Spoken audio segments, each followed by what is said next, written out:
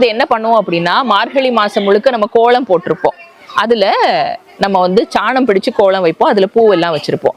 இதை ஒவ்வொரு நாளும் எடுத்து அதை தட்டி தட்டி வச்சு இதை நம்ம என்ன பண்ணுவோம்னா, பொங்கல் அன்னைக்கு, சிறுவீட்டு பொங்கல் அன்னைக்கு இதெல்லாம் எடுத்துட்டு போயிட்டு நம்ம பத்தி சூடம் வெத்தலை பாக்கு இதெல்லாம் வச்சு சாமி கும்பிட்டுட்டு அதை ஆத்துல நம்ம அந்த சாணங்கள் எல்லாம் நம்ம விட்டுருவோம். அப்போ இது எதுக்கு அப்படின்னா, அந்த மார்கழி மாசத்துல காலையில இந்த கோலம் போடுறதே விஷயமே என்னன்னா, அந்த பியூரிஃபைட் ஏர் நமக்குள்ள வரணுங்கிறது தான். அந்த எனர்ஜி அந்த வருஷம் முழுக்க நம்மளுக்கான ஆரோக்கியத்தை கொடுக்கக்கூடிய ஒரு எனர்ஜி. அப்போ அதெல்லாம் நம்ம சொன்னா நம்ம செய்ய மாட்டோம். அப்போ இந்த மாதிரி முன்னோர்கள் நம்மளுக்கு சொல்லாம சில மறைமுகமான ஆரோக்கிய குறிப்புகள் எல்லாம் நம்மளுக்கு தந்துட்டு போயிருக்காங்க.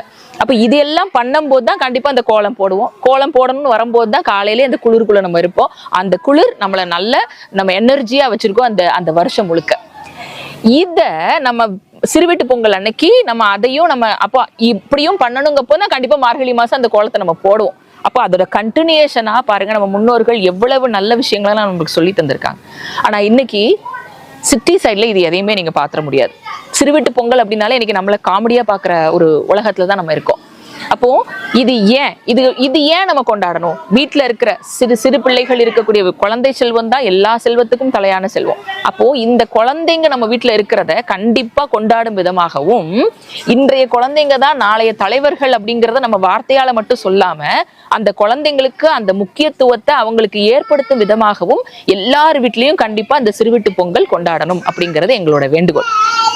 இதன் மூலியமாக குழந்தைங்க கத்துக்கிறது என்ன அப்படின்னா, என் குடும்பம், என் வீடு, என்னோட வேண்டுதல், நானும் சந்தோஷமா இருக்கணும், என் குடும்ப நபர்களும் சந்தோஷமா இருக்கணும், நானும் நல்லா இருக்கணும், என்னை சுத்தி இருக்கிற எல்லாரும் சுபிக்ஷமா இருக்கணும். இந்த விஷயத்த குழந்தை பருவத்திலே நம்ம அவங்களுக்கு கொடுக்கறதுனால கண்டிப்பா அவங்க வளர வளர இதை அவங்க வீட்டுகள்ல அவங்க இம்ப்ளிமெண்ட் பண்ணுவாங்க. அப்போ நம்ம நம்ம குழந்தைங்களுக்கு இன்ஸ்ட்ரக்ஷன் கொடுக்க வேண்டாம், நீ இப்படியெல்லாம் இரு அப்படியெல்லாம் இருன்னு சொல்ல வேண்டாம். நம்ம வாழ்வியலை வாழ்ந்து காட்டிட்டாலோ, அவங்களுக்கு விளையாட்டு போக்குல சில விஷயங்களை கற்றுக் கொடுத்துட்டாலோ, அதனால அவங்க குழந்தைங்களுக்கு அவங்க ஃபியூச்சருக்கு அது ரொம்ப நல்ல விதமா இருக்கும்.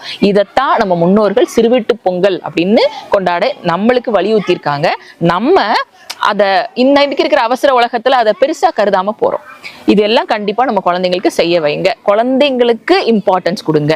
அப்ப குழந்தைங்க நம்மளுக்கும் இந்த வீட்டுல நம்மளுக்கும் ஒரு மதிப்பு இருக்குன்னு அவங்க நினைப்பாங்க. குழந்தைங்களுக்கு நீங்க ஒரு மதிப்பு கொடுக்கும் போது குழந்தைங்க நமக்கு ஒரு மதிப்பு கொடுப்பாங்க, நம்ம குடும்ப நபர்களுக்கு ஒரு மதிப்பு கொடுப்பாங்க.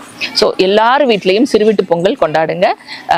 சிறுவீட்டு பொங்கல் கொண்டாடுங்க. என்னோட ஆள் மனசுல இருந்து ஒரு விஷயம் சொல்றேன். இன்னும் அந்த குழந்தை செல்வம் இல்லாத வீடுகள்ல நான் இறைவனை பிரார்த்திக்கிறேன். அடுத்த வருஷம் உங்களுக்கு சிறுவீட்டு பொங்கல் கொண்டாடுற அளவுக்கு இறைவன் உங்களுக்கு பிராப்தத்தை தரணும்னு நான் வேண்டுதல் வைக்கிறேன். நன்றி, அனைவருக்கும் நன்றி.